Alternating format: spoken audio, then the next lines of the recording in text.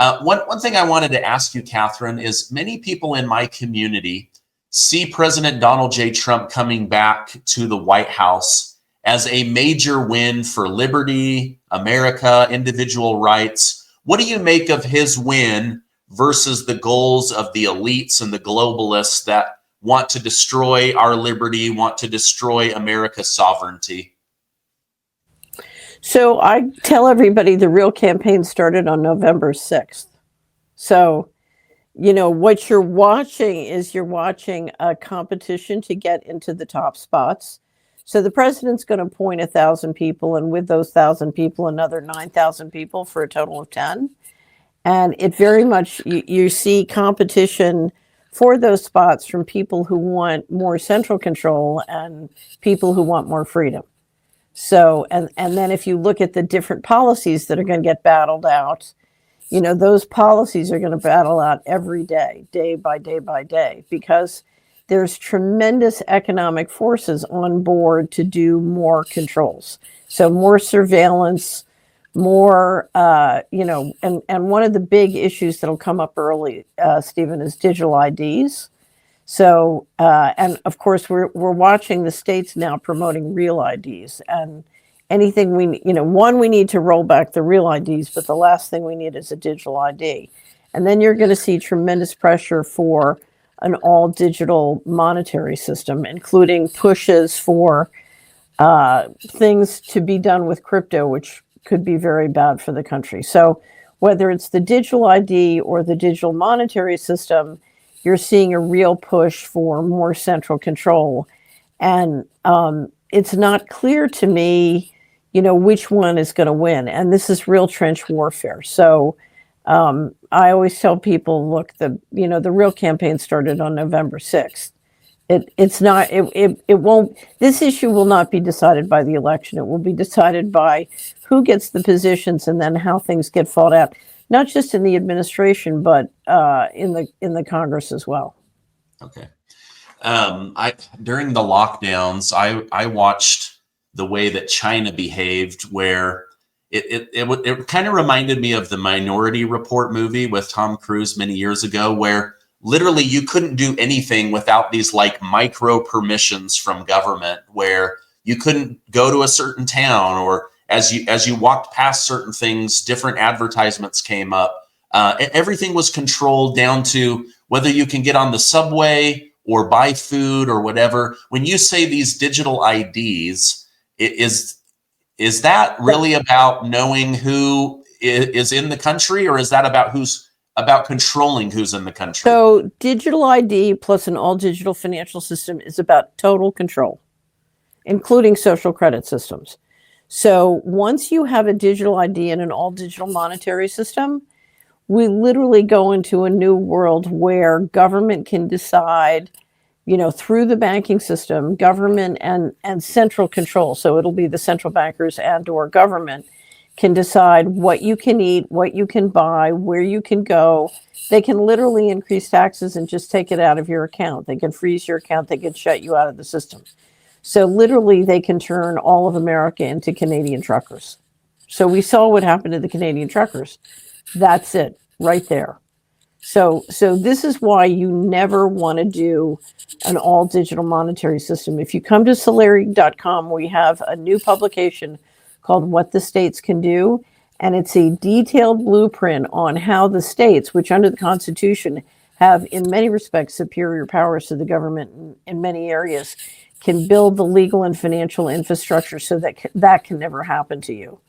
And one of the things you want to do is you want to make sure that the freedom fighting legislators in your state have that blueprint and are implementing the legal and financial structure so that you can't be locked down in an all digital, both a digital ID and a digital financial monetary system. Okay. Let me ask you this, because I've heard talks of, it would be good to put government on blockchain and on digital. That way we can see where they're stealing our money, where they're misappropriating funds, how they're spending it recklessly. On the other hand, my worry is in this last bill, they tried to give themselves a raise in the middle of the night and they opted themselves out of Obamacare. So Would the government just basically write itself out of any digital tracking? If you vote to put the government on blockchain, what you will do is you'll put the overt economy on blockchain, and we will all be subject to public control and disclosure. And then the covert economy will stay in open databases that they control. So, here's the thing: an idea that sounds great in a governance structure which is open, transparent, and clear is a different reform than something that's in the current. Right now our problem is we have a secret governance system, and you can't fix that problem by inventing or changing the financial tools. All you can do is give that system more power. When you say a secret governance system, help me understand what you mean by that.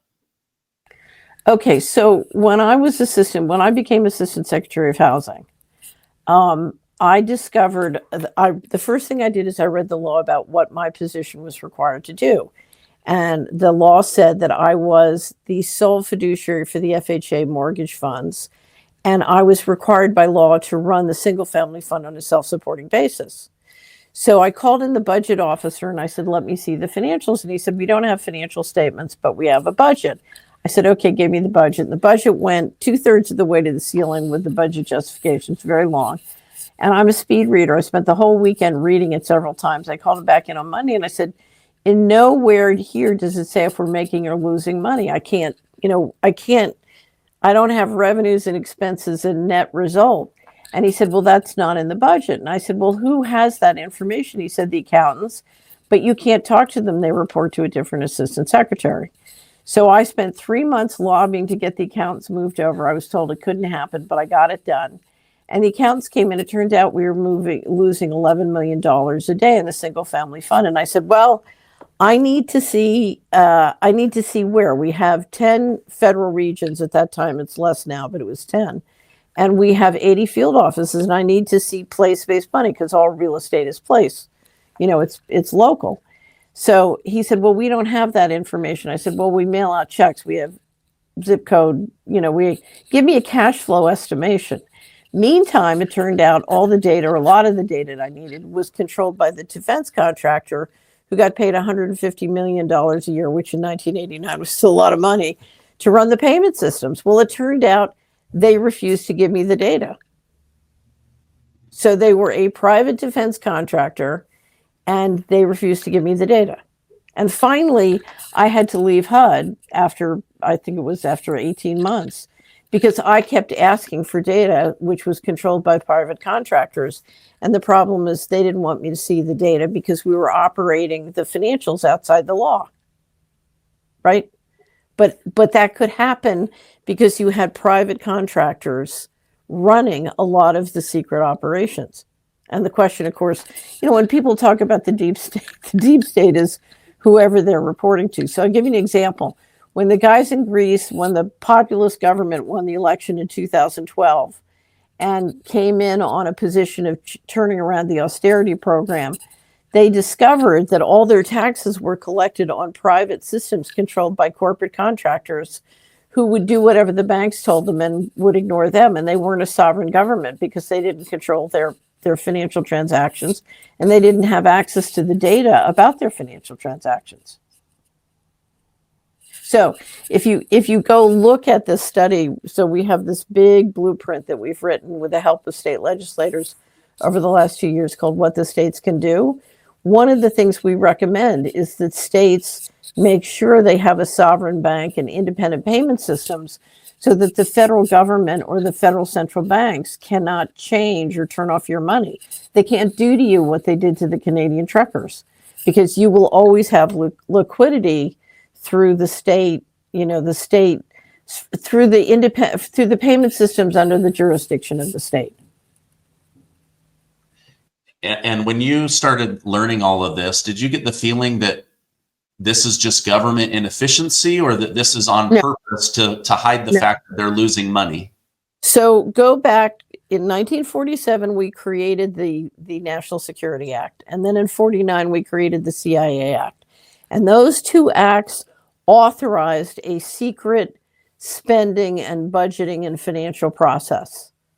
of money that could be spent secretly. And we have watched that percentage grow and grow. And then when we got to 81, when Bush came in under the Reagan administration, Bush was given the authority to his deal with Reagan is he would run national security and the intelligence agencies and enforcement. And the Bush group created an executive order in 1981 that said private companies could do highly classified projects. So suddenly it wasn't government employees who were doing highly secret projects.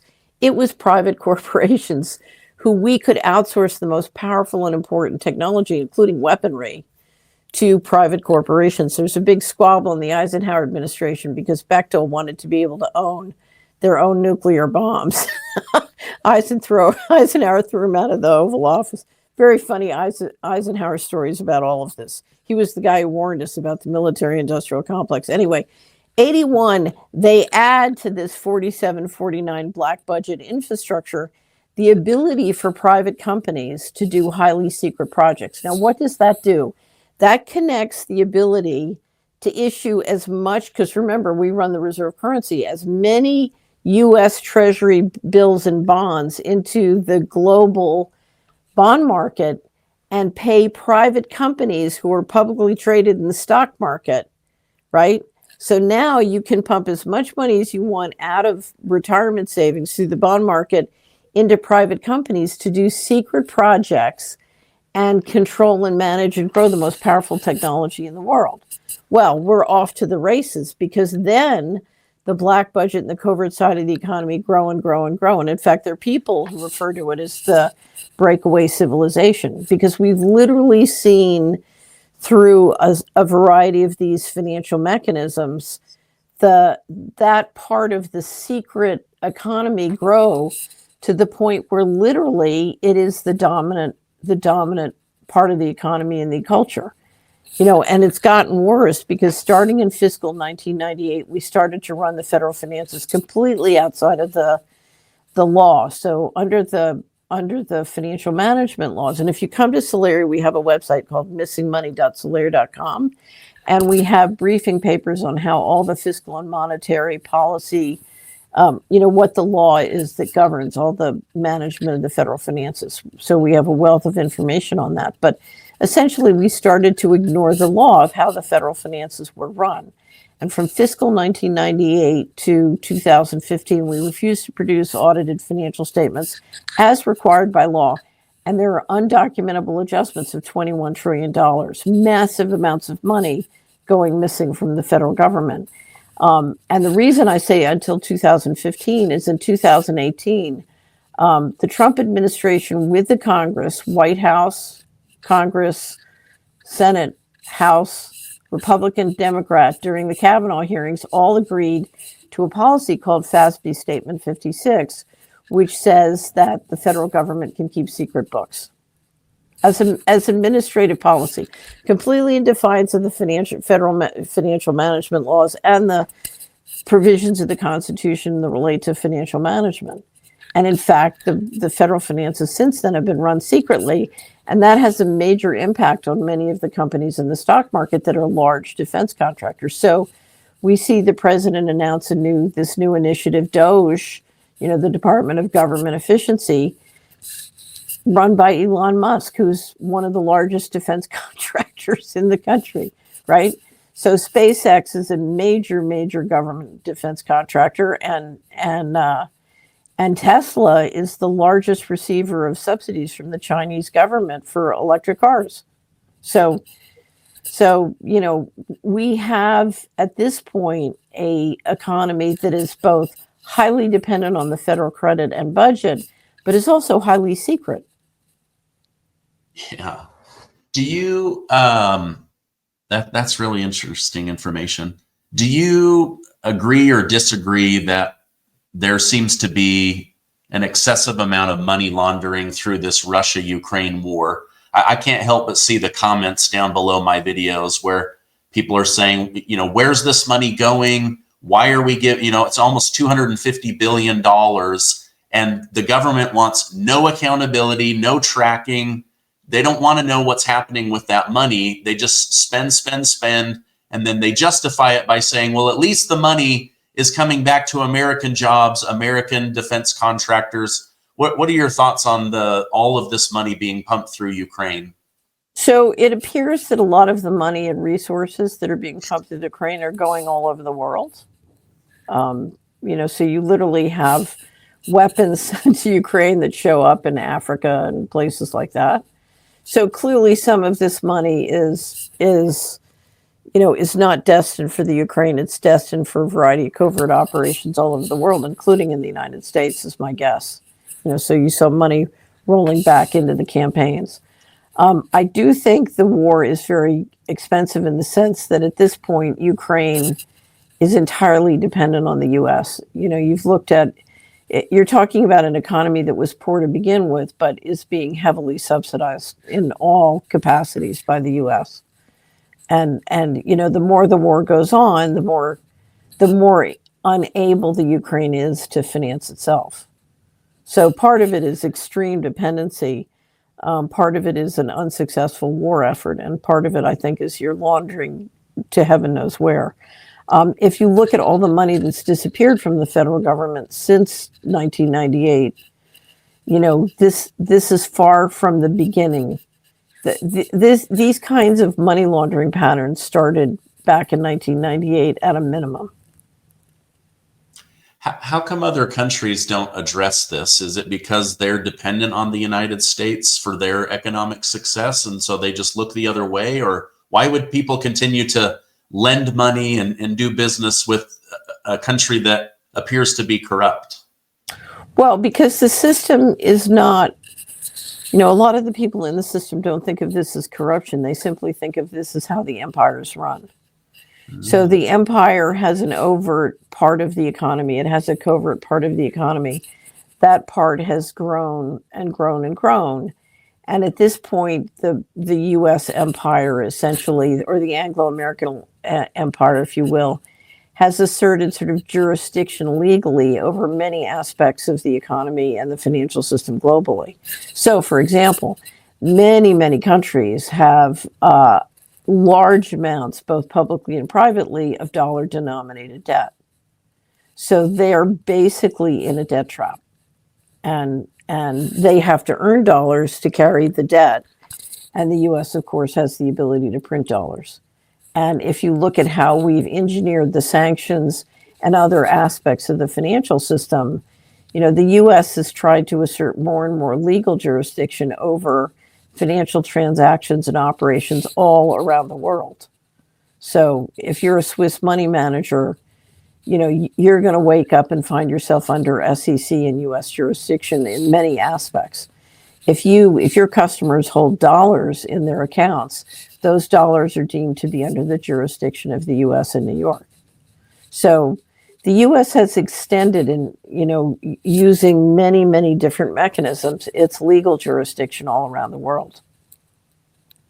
Is the U.S. empire crumbling, or is that just perceived crumbling? Because I keep hearing all this about, the BRICS nations are going to take over, and the U.S. dollar will be kicked out as the world reserve currency. Then you have, Donald Trump saying, if you don't use our currency, we're going to make your life very, very difficult. Where do you see the U.S. empire going? So the U.S. has been trying to exercise more and more legal and financial control through the dollar, and it's been weaponizing the dollar. And as that happens, it makes it worthwhile for other countries to start to make other provisions. So you've seen the BRICS nation and many of the groups joining the BRICS, or the Chinese with their efforts on the Silk Road, build a lot more resiliency. So the Russians have built a lot more resiliency and switched a lot of their trade out of Europe into Asia. You've seen it, if you look at the BRICS nations, they are doing far more internal closures and transactions with each other in their own currencies, and they're trying to build independent payment systems. They're basically doing what I'm recommending to the states that they also do. So, and there is no doubt that erodes some of the dollar's market share. But if you look right now in the economy globally, the dollar is very strong. And if anything, the U.S. economy The U.S. has worked for about 20 years to make sure it is the offshore haven of choice. And if you look at what's happening in the U.S. stock market, it's an unprecedented percent of the global stock market, and the money is flowing into the U.S. So, if you look at the human body when it's in trauma, the money comes out of the blood comes out of the feet and out of the fingers and out of the hands and goes to the heart, and the blood goes to the center. And what you're watching both in the equity markets and the currency markets is the dollar is very strong. And the U.S. stock market is very strong because money's coming in from all over the world. And part of it is, as the Bretton Woods system that the U.S. operated is deteriorating, it means that the U.S. is not, the U.S. used to stop a lot of bullying and a lot of bad behavior. And that has reversed. If anything, we're encouraging bad behavior. And we're watching a lot more violence and breakdown of law and order globally. And as that happens, people want to get their money in a safe haven. And the U.S. is perceived, among other reasons, it's not just the U.S. system, but remember, we're in North America. We have a friendly neighbor to the north, a relatively friendly neighbor to the south, and two big oceans, one on either side. So right now, the dollar and the U.S. economy is perceived to be very, very strong. Okay. I mean, millions of people watch me, Catherine, every single week. They want to make good money. They want a healthy economy. They want to trust in the dollar. They don't want it to lose buying power. They're putting money into 401ks, IRAs.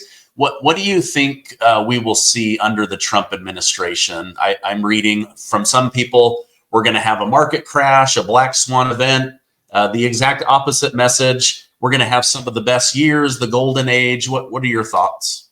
So here's the thing. I think that the U.S. stock market is way overdue for a correction. And part of it, it's very dependent on the 10 largest companies. And those companies are the ones who are building the control grid, I'm sorry to say. So, and if you look at our 401ks and our institutional investments, it's highly overdependent on those 10 stocks. And that what that means is most Americans have just been socking money away into index funds or 401ks that do index funds.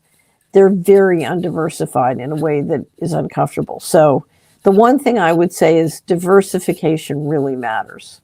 And you can't just do these things on autopilot if you look at how concentrated the system has become. So I would say that. I do think it's overdue for a correction. I think a correction would be much healthier than, I'd love to see a correction soon and not later.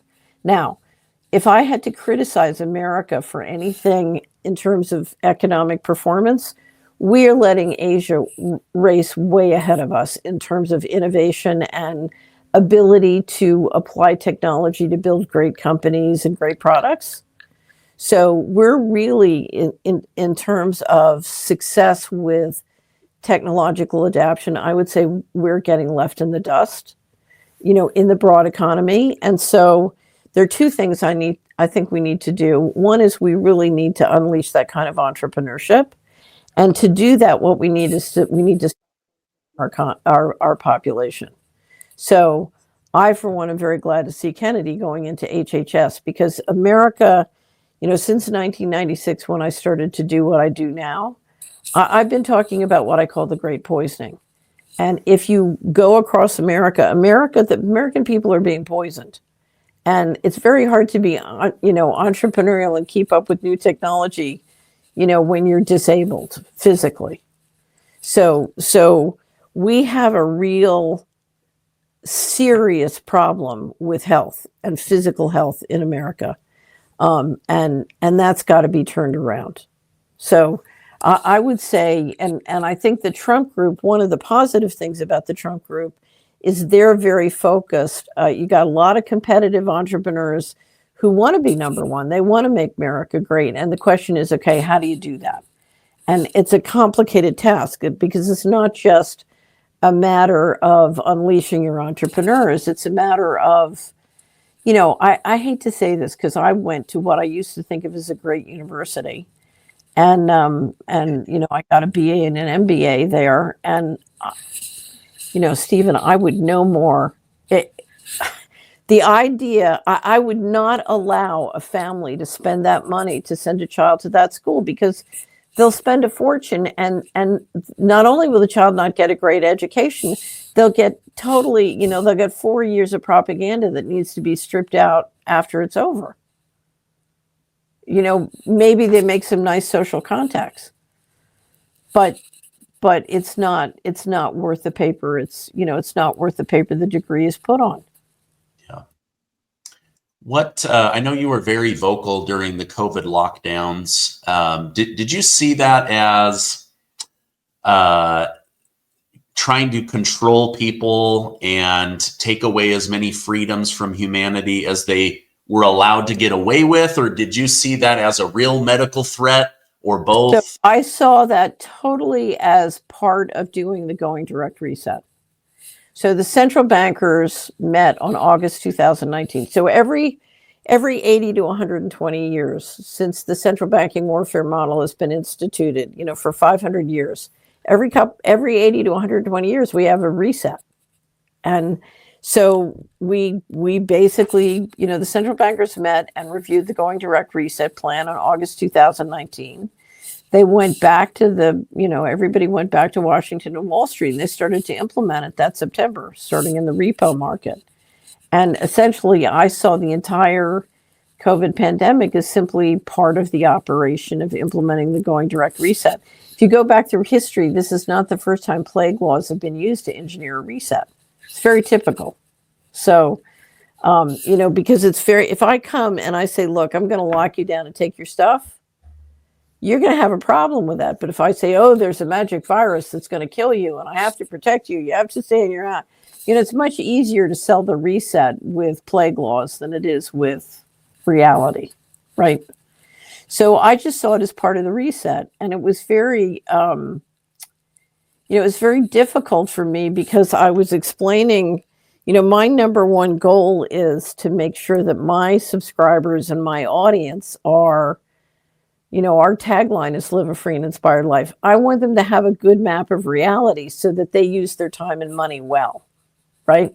So my vision of the world, we have a great curriculum at Solari called the Building Wealth Curriculum. My vision is Stephen is perfectly competent to decide what he wants to do in this life, why you came here, what your purpose is.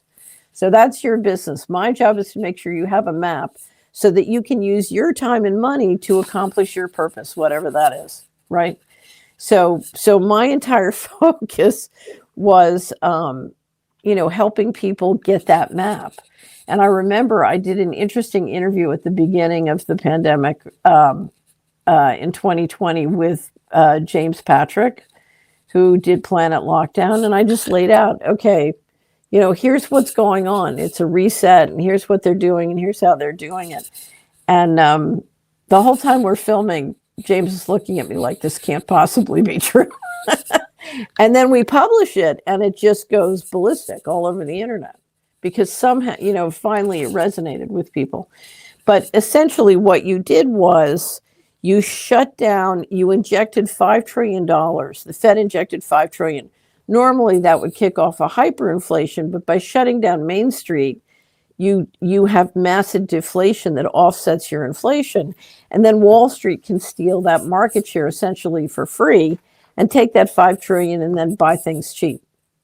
It's basically you're shutting down the small business economy and massively consolidating it into Wall Street that makes 500 new billionaires.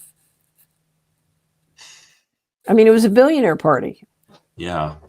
It's you know, George W. Bush said, he said, we're going to consolidate the capital into tighter and righter hands. That's what you're doing. You're basically saying we're going to do a massive consolidation of the economy into publicly traded stocks and sort of large corporations.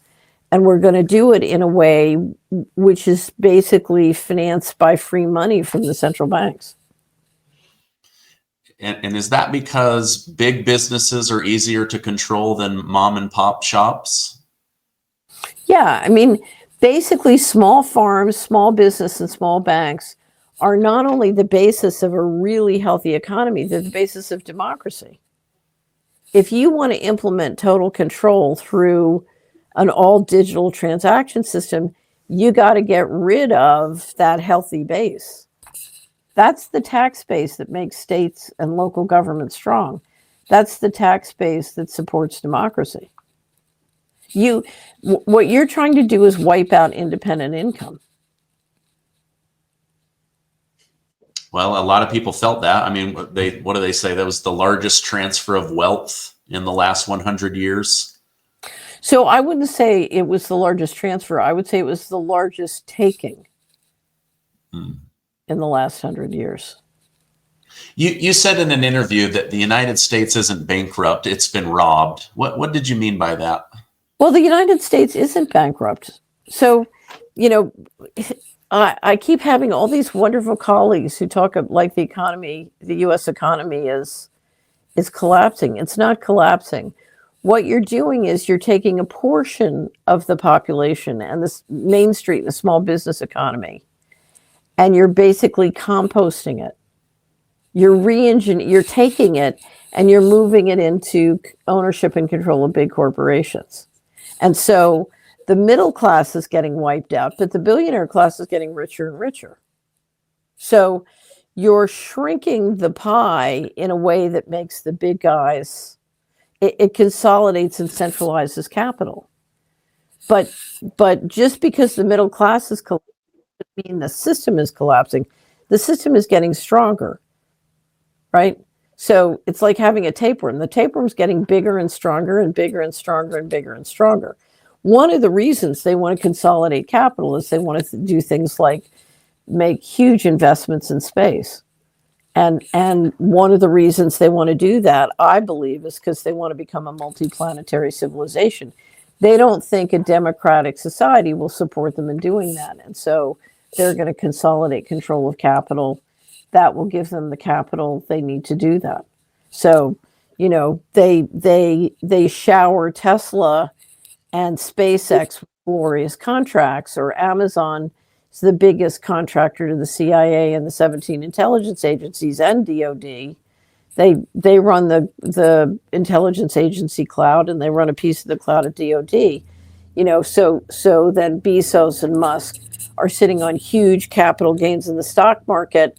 That money's getting rolled over into space, right? Oh, okay. Interesting. Right. Okay. So they've got to affect the domino here to get it to move to where they want it to eventually end up. Okay. Right. And the entertaining show is these are private entrepreneurs who've made all their money and they just want to invest in space. That's the cover story. But that's a cover story. Interesting.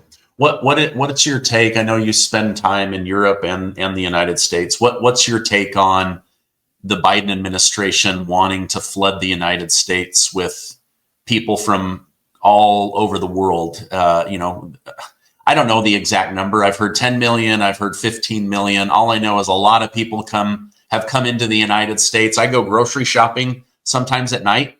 There's not a single person around me that speaks English, and I live in an affluent area. So I don't know what the rest of the country is living through, but what are your thoughts on like remaking America by redoing the population? So I think it's a combination. I don't think there's one thing. One is you want to flood the country with people because it helps keep pumping the economy.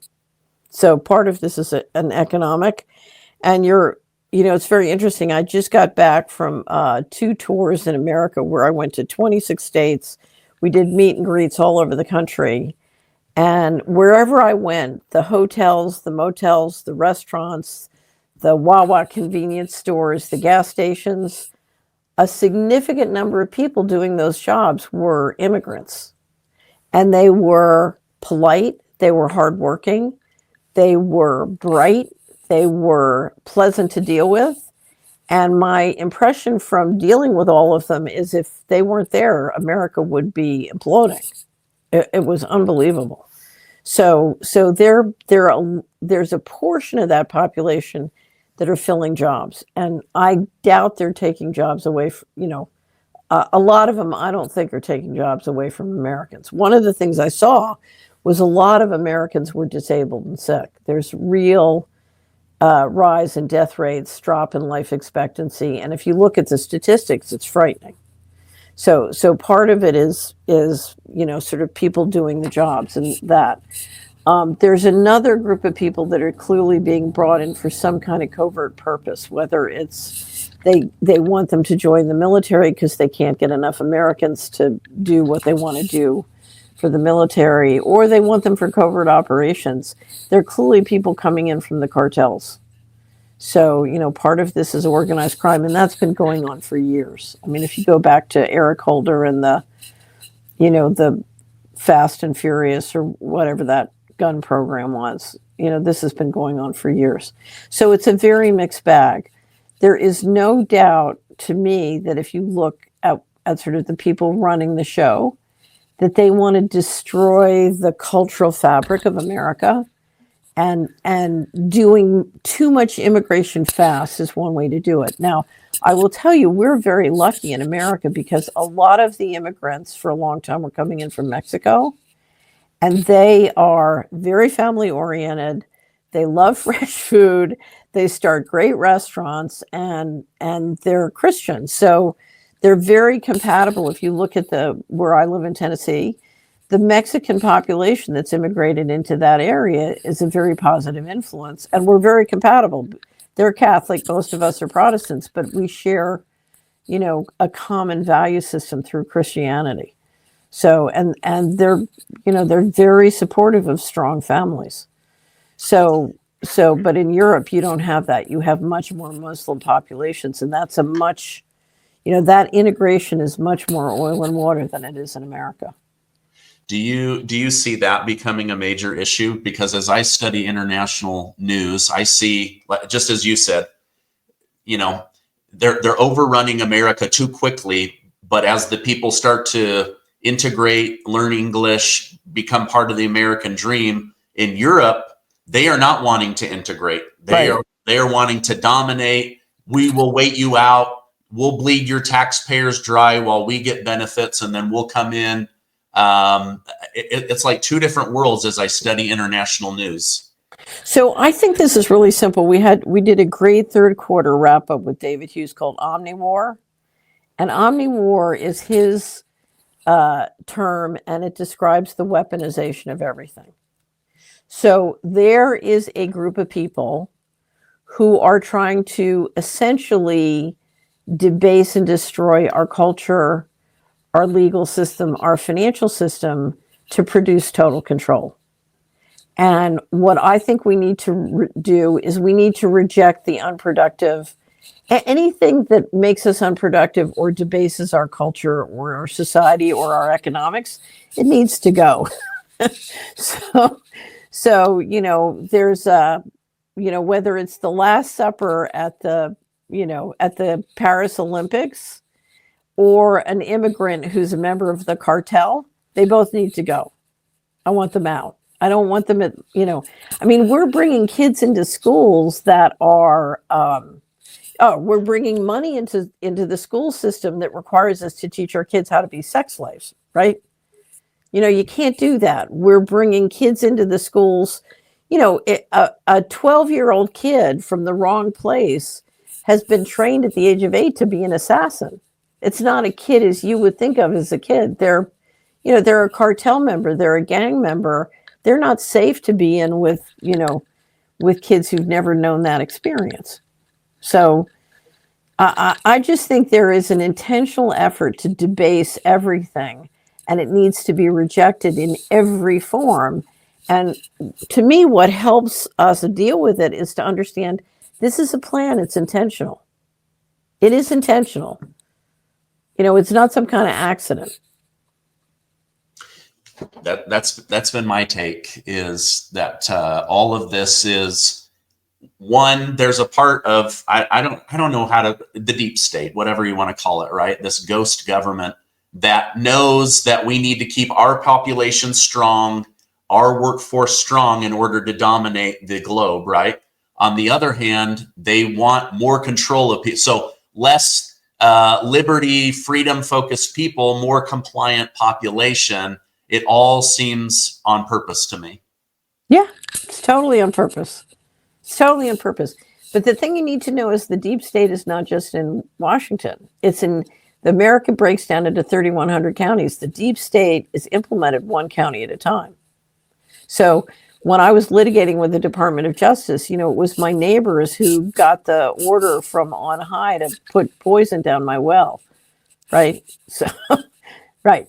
So you got people implementing the, whether it's the drug trade or the trafficking or the covert operations, you got local players who are on the payroll. So the deep state is, operates one county at a time. The secret societies have always operated one county at the time. So you have to understand the deep state operates in every county in America. That's why I keep telling people, you got to pay attention to your local and state elections, because the way you control the federal credit is one county at a time. And if you can exercise enough control at the county and state level, then you're really back in the game. Yeah, I just watched this as Mitt Romney was replaced as a senator. You had a really great mayor that's very loved by the Utah people, Trent Stagg, and everything pointed towards him winning. He's from Utah. He's been Republican his whole life, very conservative. He fought back against the COVID lockdown more than any other mayor. He was pegged to replace Mitt Romney. Well, last minute, the guy who won, his name just escapes me, John something. Anyway, a green energy group came in and flooded his campaign with over $10 million. And then they just ran campaign after campaign after campaign ad, and he ends up winning magically.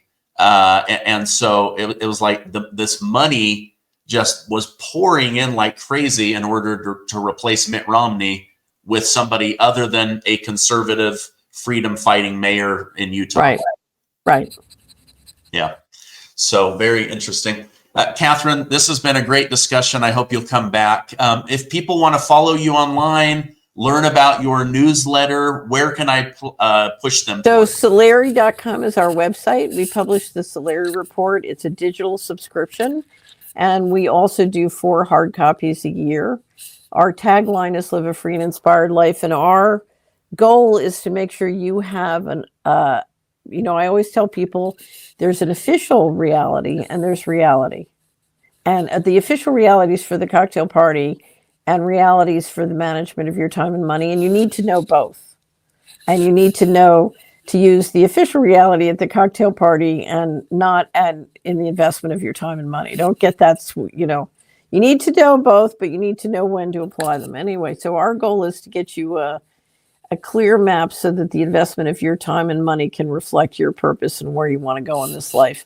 And one of the things we do, we have great weekly shows, but 4 times a year we publish things that if you're a print subscriber as well, you get the hard copy where we look deep at the primary trend. I'm a great believer, sort of being trained on Wall Street, that there at any given time, Stephen, there are 20 to 30 primary trends, like the rise of Asia is a primary trend, or the increased centralization or digital technology being used to increase centralization, or AI is a primary trend. So we're a great believer, if you do a deep dive steadily on the different primary trends, you can really get a great framework for what's going on in the world, and it really helps you navigate without, getting tricked into fear. Every time we turn around, somebody is trying to trick us into being afraid. And of course, that really, entrepreneurs need to, and all of us need to, if we're going to build our future, we need to not be in fear. We need to be in faith. Amen. Well, I'm going to put those direct links so that people can find it easily. I recommend you check it out if you want to be informed on what's really going on. This is a great way to do that. Catherine Austin Fitts, thank you for taking time out of your day to come on and share time with me. I hope you have a great rest of your day. You too. Thank you for the opportunity.